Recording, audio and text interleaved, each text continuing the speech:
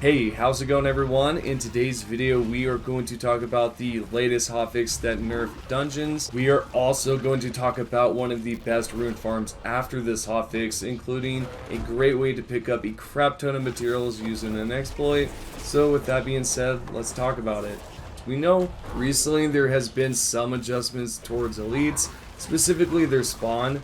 Most of us been taking advantage of it since early access, mainly because it was a great source of acquiring high amounts of XP.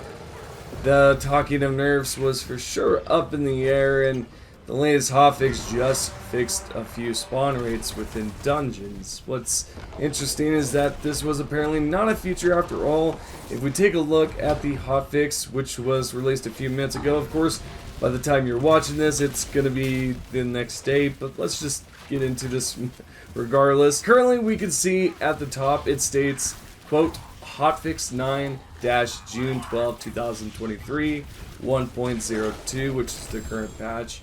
But this is the latest fix that was applied, and if we zoom in on the first note, it says right underneath dungeons, quote, adjustments to elite monster density in dungeons, end quote. Now, first and foremost, this was applied mainly towards dungeons that had high elite spawns. Presumably, Champion's Demise would probably fall in that category. I'm only assuming here, considering this dungeon had quite a lot of enemies and elites. Now, continuing on with the notes, right underneath, we can see developer note, quote, we are standardizing the density of elite monsters that spawn in dungeons to ensure that no particular dungeon is clearly more efficient to run through than others. Others? Well, wasn't that something? But yeah, what they've done here is pretty much fix the elite spawn rate, and this might be a continuation, so they might just end up fixing a few more dungeons, if not nerfing the spawn rate for certain enemies. Who knows, right? I'm sure some of you out here are probably a little bit frustrated about that, yet it's just something that they have done recently, and this would be the 13th, and of course the next day you're going to be hearing about this if you do not know about this already. Continuing on, we are now going to talk about the newest, best XP farm that you can do right now, and this of course is after the hotfix. I'm going to be doing this on Torment, aka Tier 4, and we then want to locate the bottom portion of the map here and locate the spawn right here that is next to the PvP area. Do not worry, we are not going to be doing any sort of PvP at all. We just want to arrive at this point of interest, then go towards the left side and sort of head towards the north here. Eventually you will want to go towards the left and then sort of wrap around here. You should see it right about now, and then we are going to then enter into this dungeon right here, which is the deserted underpass. Once you are in, progress towards the right side or whichever direction you need to go, and right at the start you're going to see quite a few enemies, including elites. Especially later on it gets pretty hectic, and in this clip I will show you how I was able to pick up an ancestral unique item specifically for the pants. This is all due to this dungeon because of the elite spawn, and not only is this going to be good for unique items and legendaries and even rares, you're going to be able to scrap these suckers down and then take the material from it and use it on whatever item you want, right, to craft. So this is what's great about this spot, especially is just because of the XP, legendaries, and all that good stuff. I highly recommend that you do participate in the events within the dungeons, because this one specifically is where I was able to find that unique item. And it's just overall a fantastic spot that I think a lot of you are going to be utilizing, especially since the recent nerf. If you are wondering, does the last farm work? Yes, it absolutely does for XP, yet if you're looking for legendaries and those unique items, you might just want to head over towards the deserted underpass.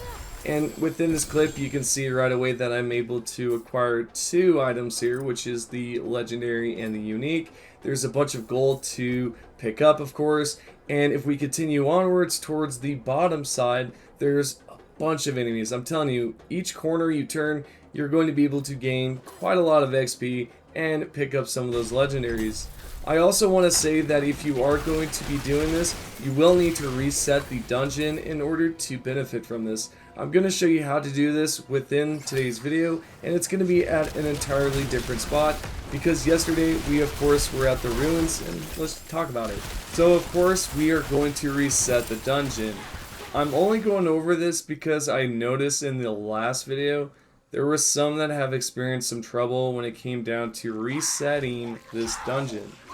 What we can do is then just simply go ahead and hit the T key on your keyboard there, so it doesn't sound like I said T key. Or if you're on console, you can then hit the D-pad down. This will then teleport you to a town. You can then scrap some items, salvage, trade, do whatever you gotta do, right? What you want to do here is just give it a second, maybe 7 to 8 seconds there before going back through the teleporter. Once you have went through, you can then go through the dungeon door here or the dungeon entrance, and what you should see is that everything is reset. What I enjoy about this dungeon specifically more than any other is that there's quite a lot of enemies and there's a good amount of events to participate in. I actually had 2 that you just saw previously. One with the shrine, and then the other one was just a normal event like you're seeing previously. Okay, so let's continue on and talk about the exploit that you can do right now, which is quite easy. The only requirement is that you have World Tier 3 available and World Tier 4. That's pretty much it. And you want to then go ahead and make sure that World Tier 3 is active so that you can see it on the top right icon. You can tell right there it says 3 in Roman numerals. You then want to then go ahead and gather a bunch of cinder, whether that be through events, taking out a large group of enemies, or just grouping up with someone there that's just trying to grab some cinder as well.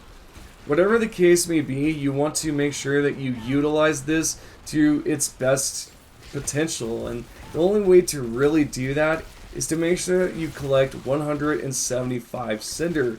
The reason for this is because you, of course, if you did not know, you can go over towards a mystery chest and grab quite a lot of items, including ancestral and sacred items.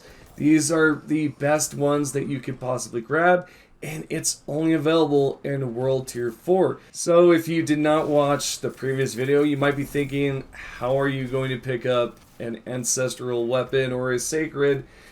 For the most part, every time, well, it's easy. You just want to go ahead and swap to World Tier 4. You can log out, go over towards the right side there, and choose Tier 4, or Torment as it says. And then load in through, and you should see that you can interact with the chest and pick up some items. And the best part is if your build is not as efficient, or maybe you're just experiencing a rough time solo, try this out. And with that being said, let's finish it up with some of the comments I thought were interesting, so I'll throw this one right in here, which is going to be by Lay2K. Hopefully I pronounced that right. Sorry if I did butcher it, but quote, "Your voice has permanently become part of Elden Ring in my mind," end quote. Awesome. I don't know what to say. I had to give that a like. I think that's pretty cool, and I'm glad that you came by, and you've probably watched some of my previous videos, of course, from the Elden Ring part, so thank you for stopping by. And last but not least, we have this, which is a helpful tip from Pure Online. Again, hopefully I'm not butchering it. Quote, "Don't throw your gems on the ground to make room. Use them on equipment you want to recycle. No waste," end quote. Good eye there, because it is actually a good idea to throw that onto your available slots that you do have.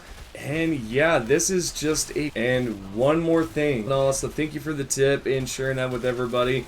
So if you do want to be featured into the next video, just simply post a comment down below. Most importantly, all of you out there that are subscribed and have the notifications on, I appreciate that so much. And if you're not subscribed, why not? So just simply subscribe by clicking that red subscription button. clicking the notification button for all, and that's pretty much it. Appreciate everything that you all do and stopping by. So see you all in the next video.